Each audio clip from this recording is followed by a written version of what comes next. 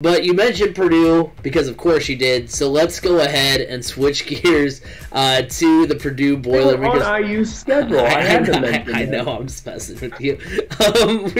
Wow, B. Scott really homer trying to talk about Purdue in our Indiana college football preview. No, but Purdue this season, their offense returns 9 starters. From a passing offense that was first in the Big Ten in 2020. They have Jack Plummer and Aiden O'Connell. That tandem was really good. They combined for a 67% completion percentage, 1,854 yards, 15 touchdowns in 2020. David Bell is back. 53 catches, 625 yards, and 8 touchdowns last season. He was, really key. Because didn't Rondell Moore miss some games last year? Missed pretty much all of them, but he came back for like the last few. Yeah. 2 or 3. Yeah, it was a joke. And they do get Xander Horvath back as well, their leading rusher. Guru. Yes, 442 yards and 2 touchdowns for him. Their defense was middle of the pack in terms of the Big Ten last year. They do get... Don't even worry about that stat. Really? Why? How come? That coaching staff last year, the defensive coaching staff, all gone. Well, all gone. They do get Bob Diaco, no more tucked in sweatshirt into the sweatpants. Gone. They do return they do return their leading tackler in Jalen Alexander. He had 49 tackles last year, and George Karlaftis, he will be a big shot in the arm for that defense as well. So I mean, just like IU. They're kind of a Big 12 makeup in the fact that they're going to pass the ball a lot. The running game is a question mark, and their defense is kind of suspect. We'll see how good that defense can be. Their O-line is set to actually be pretty solid. I think they're going to be better than IU in that respect. I mean, from what I read... You're of the minority there, my friend. Really? From what I read... You got it flip-flopped. We think the strength is the D-line and the question mark is the O-line still. We just don't have a ton of depth after the starters. Okay, so depth. But the starters are good, though. Yeah, but we have an O-line coach that has a track record of getting his O-lineman injured to the point of retiring.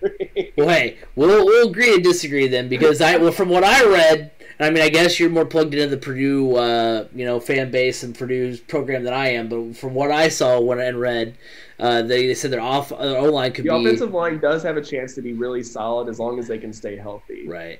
And then... The offense should be fine. The biggest question mark, I think, is defense, because they lose Derek Barnes, who went to the NFL last year, on an already middle-of-the-pack defense, because you could change the coaching staff out, but still, that's a question mark. So, Purdue, there's things to be optimistic about. You're just hoping that the team finally takes that next step this year. Yeah, I think this is a year that they potentially could, because they're very under the radar. Look, bringing in Brad Lambert, Ron English, Mark Hagan, Jamal Adams, basically revamping the entire defensive staff and having Jeff Brom be more hands-on and getting rid of the dictatorship that was Bob Diaco. Bob Diaco's defense of let's sit back on our heels and don't give up a big play. That was his defense. Sounds like the Ball State defense. It was a defense that was horrible. That's awful. Like we'll let you get 10 yards. We just don't want you to get 30. Exactly. That's how Rutgers beat Purdue last year. Oh, we'll just dink, we'll dunk, we'll dink, we'll dunk, we'll dink all day. That's what it was. Well, now it's pin your ears back, go get the quarterback, get quarterback pressures, get sacks, force turnovers, play like your pants are on fire, essentially. George Karlaftis is loving this new defensive system, and he keeps saying it over and over again. And anybody that will listen, he will tell it to. This guy is bound to have a breakout year. He's already preseason second-team All-American. Don't be surprised if he's a first-team All-Americaner and potentially a top 10 draft pick. I mean, he's set to have a huge year. Opposite of him is going to be second-year JUCO transfer Demarcus Mitchell. This guy is, basically this could look like a tandem of Dwight Freeney and Robert Mathis. Dwight Freeney being George Karlaftis, and it was a younger Robert Mathis who wasn't quite in his prime yet with Demarcus Mitchell. The linebacker, and then in the middle, You got IU transferred Damari Lewis starting, Branson Dean, Lawrence Johnson, some key seniors there as well in the middle. It's going to be a team that's going to be able to plug some holes. So some beefy guys up front. Yeah, losing Lorenzo Neal is a big loss, but I think it also might be some gain by subtraction as well a little bit. Linebacker, yeah, that was a big question mark, especially now. It's a bigger question mark now with Samisi Bakasieki going out with a season-ending ankle injury on the first week of training camp. But the big addition in that unit is Auburn linebacker transfer O.C. Brothers. He is apparently just catching the eye of everybody right now and is playing out of his mind. So that's a potential there. And then also George Karloftis' younger brother, Yanni, is going to be stepping up. Obviously, Jalen Alexander. And then Jalen Graham is actually moving down to the linebacker position. This is a guy that is moving from safety throughout his career to linebacker. He's built more like a linebacker anyways. So the linebacking unit is getting better, and because of some issues with injuries earlier in the offseason with Jalen Alexander and everything, there's some other guys that have had opportunities to run with the first team. And it's still not going to be a strength, but it's not going to be as big of a weakness as everybody thought, but it could end up being a strength of this team. Secondary, obviously, you got a couple transfers there as well from Kentucky. You got the Division 1-2A first team All-American safety. I forget where I think it was Missouri State he's from. But, and then you still have Corey Trice, who's going to be a pro someday at corner. There needs to be some more depth that steps up in the secondary. But this defense could be one of those defenses that turns and surprises people this year with how aggressive they're going to play, and it could make teams uncomfortable. Offensively, the offensive line needs depth, but it's going to be a much more solid unit. The running game should get a shot in the arm because of the line. You got King Daru healthy, Xander Horvath, who's always a big threat to catch it out of the backfield. They did get a couple big transfers. Obviously, Samson James from IU, probably not going to be eligible this year, so he's not going to most likely factor into it. But Purdue did get a transfer from running back from UNLV, Dylan Downing. He's from Carmel. And then he's the greatest running back of all time. Well, he was really good, actually, his senior year. And he was really good. But this dude he's turning heads in training camp as well. So there could be a three-headed beast there at running back for Purdue. It's going to be running back by committee for sure. It's not like it's going to be just one guy.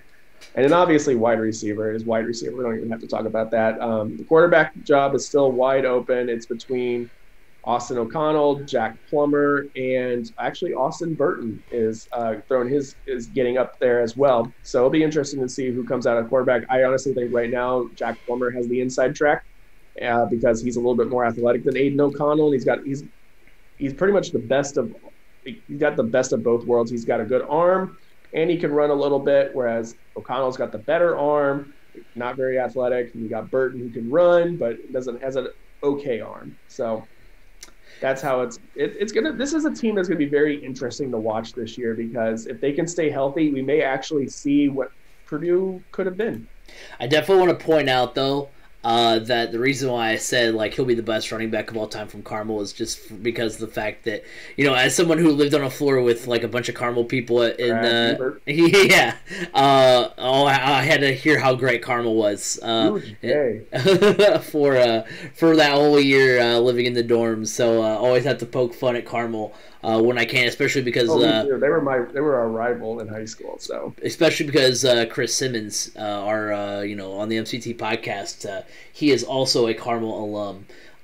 So looking at their looking at their schedule for Purdue, they open up at home against Oregon State, then they go to UConn, they're at number 9 Notre Dame, and then they host Illinois. Turn the calendar over to October, they have Minnesota, at number 18 Iowa, number 12 Wisconsin, and then at Nebraska. And then in November, they're going to have Michigan State at home, at number 4 Ohio State, Northwestern, and then finish off the season in the bucket game against IU. So record prediction, I think they go 3-1 in September. I think their only loss is going to be to Notre Dame.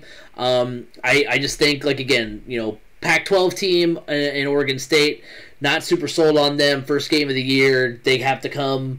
They're not in the comfort of their own home playing like Portland State. They actually have to go to the Midwest, play a game out of their comfort zone a little bit. Then they go to UConn, which is barely still an FBS program. Then you have, which kind of stinks because I remember when they were in the Fiesta Bowl. And then they go to Notre Dame, which I think they'll lose, and then Illinois. If we're on the road, I might be more inclined to pick Illinois, but because it's at home, I will go with the Illini. And then in October, go with the Boilers. Go with the Boilers. Then in October, they're going to go 3-1. They're going to lose to Iowa, number 18. Of course, again, you're going to Iowa City. I know you said Iowa can be overrated, and they can be, but I think they're... Jeff Fromm does have Kirk Ferentz's number, though. Yeah. He's only lost to Iowa once. But where was it? Was it in Iowa City? Yeah, but it was by 4 points. Yeah. But yeah, I think they will lose to Iowa. I do think though that they will beat and upset number 12 Wisconsin. I don't know that Wisconsin will be number 12 when they face them because they'll lose to Notre Dame, right? But I think Wisconsin's a little overrated. Like I said in the Notre Dame preview, I mean they are ranked based on, they have a solid roster and name recognition. That's why they're ranked as highly as they are. I don't think their team is as good as advertised. I don't think they're a top 15 team.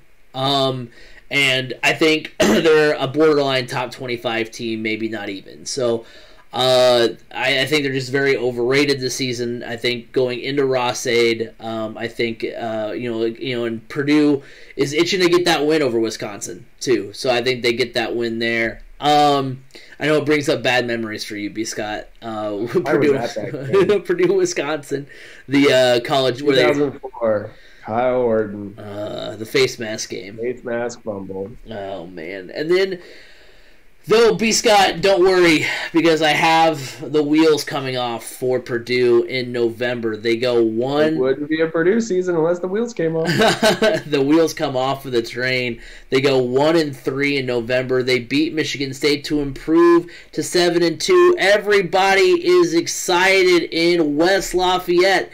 They lose to number 4 Ohio State. Okay, well, that's fine. We knew we were probably going to lose to them at the beginning of the season anyway.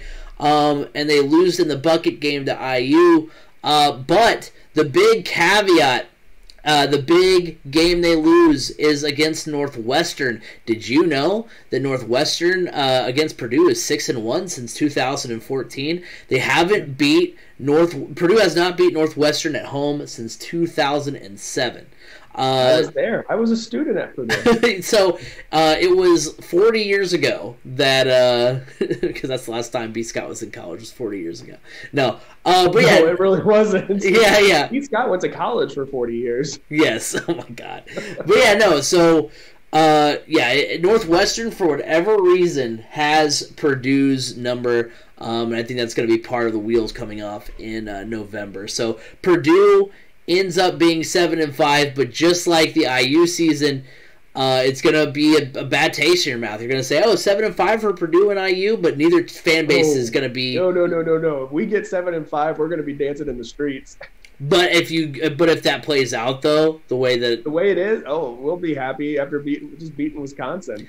Okay, but you're telling me if they're 7-2, you're talking about, hey, it was supposed to be IU that was the team fighting for Big Ten supremacy. If the wheels don't come off the train in October.